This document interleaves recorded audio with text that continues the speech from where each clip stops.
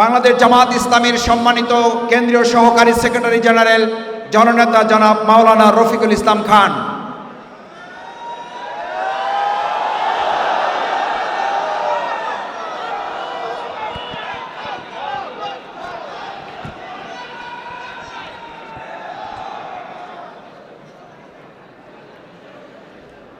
আলহামদুলিল্লাহ রাব্বিল আলামিন, আসসালাতু ওয়াসসালামু আলা রাসূলিহিল কারীম ওয়া আলা আলিহি ওয়া সাহবিহি আজমাইন। বাংলাদেশ জামাত ইসলামী ঢাকা মহানগরী দক্ষিণের উদ্যোগে আয়োজিত বাছাইকৃত কর্মীদের নিয়ে আয়োজিত আজকের এই বিশাল সম্মেলনের জনাব সভাপতি, বাংলাদেশ জামাত ইসলামীর কেন্দ্রীয় নির্বাহী পরিষদের অন্যতম সদস্য, ঢাকা মহানগরী দক্ষিণ জামাতের সংগ্রামী আমির, সংগ্রামী জননেতা জনাব নুরুল ইসলাম বুলবুল, আজকের এই সম্মেলনের সম্মানিত বিশেষ অতিথি, বাংলাদেশ ইসলামী ছাত্র শিবিরের সাবেক কেন্দ্রীয় সভাপতি, বাংলাদেশ জামাত ইসলামীর সংগ্রামী নায়েবে আমির, সাবেক এমপি, আমাদের শ্রদ্ধেয় নেতা, সংগ্রামী জননেতা জনাব ডক্টর সৈয়দ আবদুল্লাহ মোহাম্মদ তাহের, কেন্দ্রীয় মহানগরী নেতৃবৃন্দ, সম্মানিত সংগ্রামী কর্মী ভাই সব, আসসালামু আলাইকুম ওয়া রাহমাতুল্লাহি ওয়া বারাকাতুহু। আপনারা কেমন আছেন সবাই? আলহামদুলিল্লাহ। সম্মানিত সংগ্রামী কর্মী ভাইরা, বাংলাদেশ জামাত ইসলামী বাংলাদেশের 56,000 বর্গমাইলের এই বাংলাদেশে আল্লাহর আইন এবং সত্যকে শাসন কায়েম করার সংগ্রাম করছে। বাংলাদেশ জামাত ইসলামী আমাদের প্রিয় জন্মভূমি এই বাংলাদেশে একটি কল্যাণমূলক ইসলামী রাষ্ট্র কায়েম করার সংগ্রাম করছে। বাংলাদেশ জামাত ইসলামী আমাদের প্রিয় জন্মভূমি বাংলাদেশকে আগামী দিনে সন্ত্রাসমুক্ত, চাঁদাবাজ মুক্ত, দুর্নীতি মুক্ত, আধুনিক মানবিক বাংলাদেশ গড়ে তোলার লড়াই করছে। আর আমরা সেই লড়াইয়ে শরীক হওয়ার সুযোগ পেয়েছি, আলহামদুলিল্লাহ। এই লড়াই করেছেন, একামতে দিনের আন্দোলনকে বিজয়ী করার লড়াই করেছেন যুগে যুগে নবী রাসূলগণ। সুতরাং আমাদের এই আন্দোলন হলো নবিয়ানা আন্দোলন। নবী রাসূলগণ যেদিন কায়েমের আন্দোলন করেছেন, আমাদের আন্দোলনও সেই আন্দোলন। এতে আমরা খুশি না বেজার? আমরা খুশি যে আমরা জামাত করি। এক্ষেত্রে আমরা প্রাউড ফিল করি যে আমরা জামাত করি। এই ক্ষেত্রে আমাদের মধ্যে কোনো সংকীর্ণতা নাই। এই ক্ষেত্রে আমাদের মনের মধ্যে কোনো ধরনের দ্বিধাদ্বন্দ্ব নেই। আমরা দিনকে বিজয়ী করার লড়াইয়ে অংশগ্রহণ করেছি। এটা আল্লাহর একটা বিরাট নেয়ামত। এটা আল্লাহ যদি না চাইতেন আমরা কেউ এই আন্দোলনে আসার সুযোগ পেতাম না। মাই ইয়াহদিল্লাহু ফাহুয়া মুহতাদ ওয়া মাই ইউদলিল ফালান তাজিদা লাহু ওলিয়াম মুরশিদা। আল্লাহ যাকে সঠিক পথ দেখাবেন তিনিই সঠিক পথ পাবেন, আর আল্লাহ যাকে গোমরাহ করবেন তিনি কোনো পথও পাবেন না, কোনো অভিভাবকও পাবেন না। আল্লাহ তাআলা আমাদেরকে সঠিক রাস্তায় আসার সুযোগ করে দিয়েছেন, আলহামদুলিল্লাহ, আলহামদুলিল্লাহ।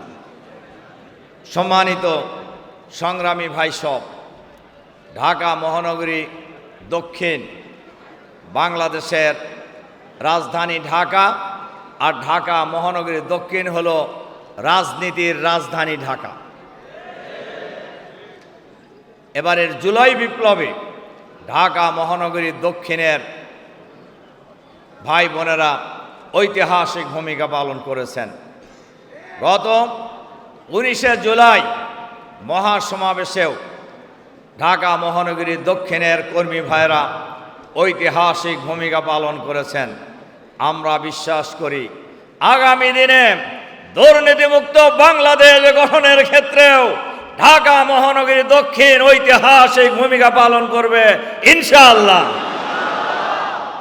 এজন্য আমরা যারা আজকের এই সমাবেশে উপস্থিত হয়েছি, আমাদেরকে যার যার জায়গায় নিজেদেরকে যোগ্য করে গড়ে তোলার জন্য চেষ্টা করতে হবে।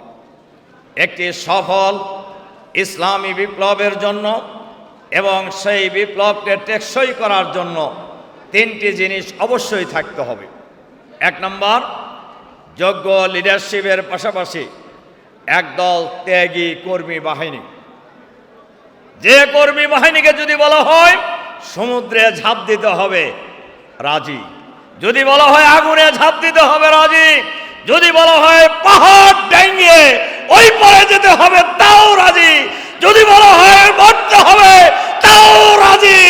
এই ধরনের একদল কর্মী বাহিনী সফল বিপ্লবের জন্য প্রয়োজন।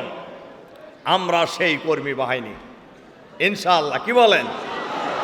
সংগঠনের পক্ষ থেকে যে নির্দেশনা আসবে সেই নির্দেশনা পালনের জন্য আমরা 24 আওয়ার্স প্রস্তুত আছি ইনশাআল্লাহ।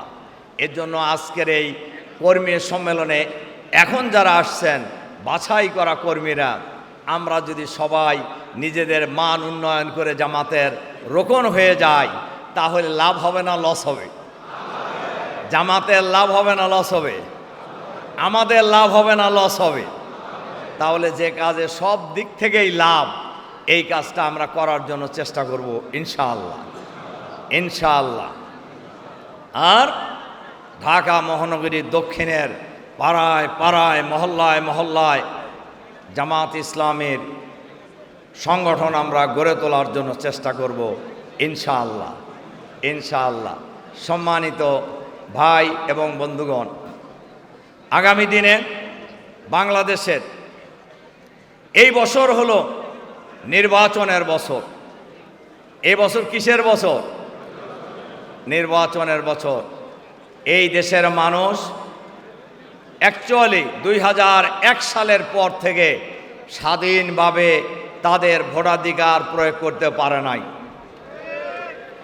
2008 সালের 29শে ডিসেম্বর যে নির্বাচন হয়েছিল, এই নির্বাচনও মঈনুদ্দিন, ফখরুদ্দিন, শেখ হাসিনা, ভারতীয় গোয়েন্দা সংস্থা র এই ত্রিপক্ষীয় ষড়যন্ত্রের সমঝোতা নির্বাচন হয়েছিল। এরপরে 14 সালে নির্বাচন, 18 সালে নির্বাচন, এরপরে সর্বশেষ 24 সালের আমি আর ডামির নির্বাচন। কোন নির্বাচনেই বাংলাদেশের মানুষ তাদের ভোটাধিকার প্রয়োগ করতে পারেনি। সুতরাং এবারে নির্বাচন জুলাই বিপ্লবের পর বাংলাদেশের জন্য অনেক গুরুত্বপূর্ণ। আমরা যেমন জুলাই বিপ্লবে ভূমিকা রেখেছি, আমরা যেমন জাতীয় সমাবেশে ভূমিকা রেখেছি, আগামী নির্বাচনে ঢাকা মহানগরীর ইসলামকে বিজয়ী করার নির্বাচনেও আমরা ঐতিহাসিক ভূমিকা রাখব ইনশাআল্লাহ।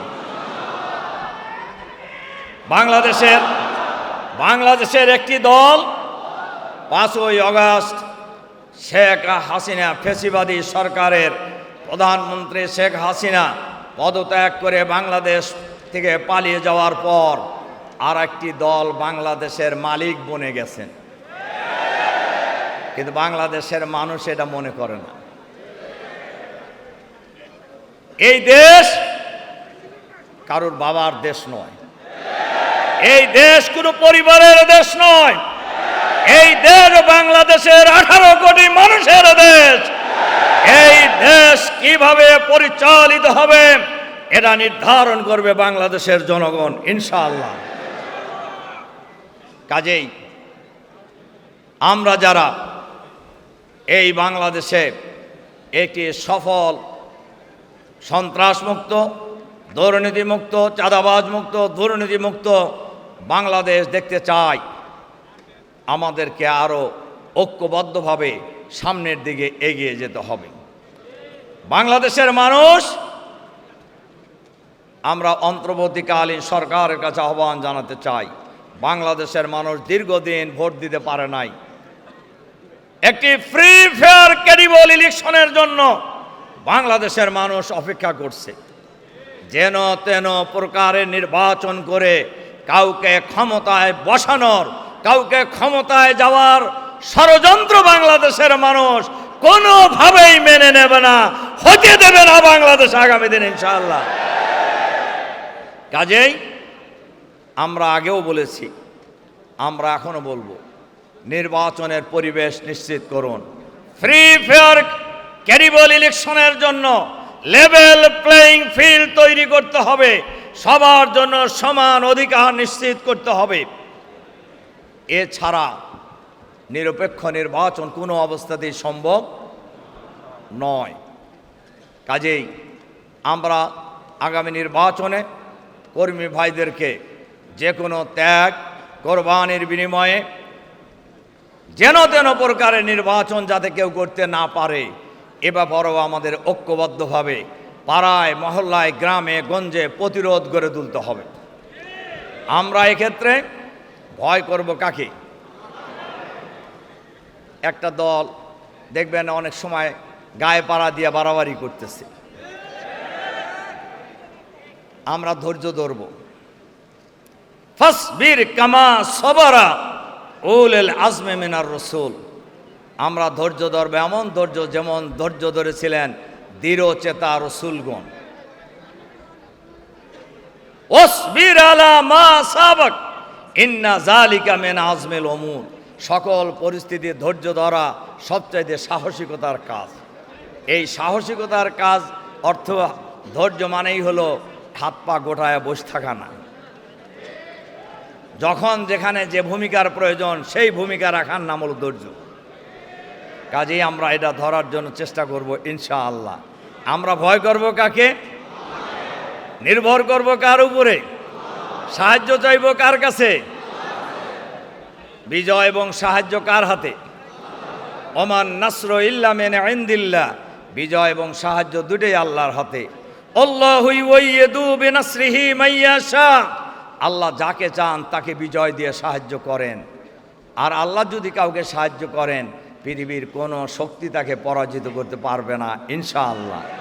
ইনশাআল্লাহ আল্লাহ আমাদের সাথে আছেন, আল্লাহ আমাদের সাথে আছেন, আমরা এটা বিশ্বাস করি। নইলে শহীদ আমির জামাত থেকে শুরু করে নেতৃবৃন্দকে অন্যায়ভাবে জুডিশিয়াল কিলিংয়ের মাধ্যমে, বিচারিক গণহত্যার মাধ্যমে হত্যা করা হয়েছে। বাংলাদেশ থেকে ইসলাম জামাত ইসলামীকে নিশ্চিহ্ন করে দেওয়ার জন্য, কিন্তু জামাত কি নিশ্চিহ্ন হয়েছে? শক্তিশালী হয়েছে কত গুণ। জামাত এখন বিজয়ের দ্বার প্রান্তে ইনশাআল্লাহ। জামাত বিজয়ের দ্বার প্রান্তে। এই দেশের মানুষ আগামী নির্বাচনে কোনো চাঁদাবাজকে ভোট দেবে না, কোনো দুর্নীতিবাজকে ভোট দেবে না।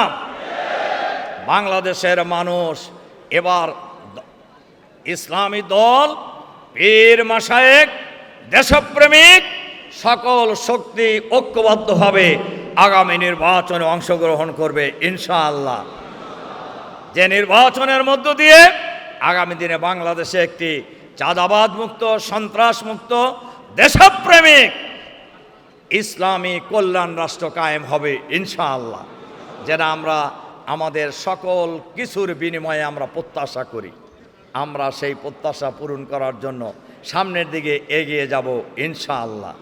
ইনশাআল্লাহ আর একটা কথা বলি, আমাদের নেতৃবৃন্দকে হত্যা করার সাথে যারা জড়িত, ট্রাইব্যুনালের ওই সময়কার বিচারপতি, প্রসিকিউশন, তদন্ত কর্মকর্তা, মিথ্যা সাক্ষীদাতা সবাইকে গ্রেপ্তার করতে হবে, তাদেরকে বিচারের আওতায় আনতে হবে, কারণ এরা খুনি, এদের কোনো ক্ষমা নেই। সকল গণহত্যারও বিচার করতে হবে, কারণ এরা খুনি, খুনিদের কোনো ক্ষমা নাই। সম্মানিত ভাই এবং বন্ধুগণ, তাই আসুন আমরা বাংলাদেশে, আমাদের প্রিয় জন্মভূমি বাংলাদেশে আগামী দিনে একটি সফল ইসলামী রাষ্ট্র ব্যবস্থা, ইসলামী কল্যাণ রাষ্ট্র, ইসলামী মানবিক রাষ্ট্র কায়েমের জন্য, দুর্নীতিমুক্ত রাষ্ট্র কায়েমের জন্য আমরা যার যার জায়গা থেকে আমাদের লড়াই অব্যাহত থাকবে। আমাদের লড়াই চলতেই থাকবে, হয় দিনের বিজয়, নইলে লড়াই করতে করতে আল্লাহর দরবারে আমরা হাজির হয়ে যাব ইনশাআল্লাহ। মাঝখানে বিরতি নেওয়ার কোনো সুযোগ নেই। নাসরুম মিনাল্লাহি ওয়া ফাতহুন করিব ওয়া বাশশিরিল মুমিনিন। আসসালামু আলাইকুম ওয়া রাহমাতুল্লাহি ওয়া বারাকাতুহু।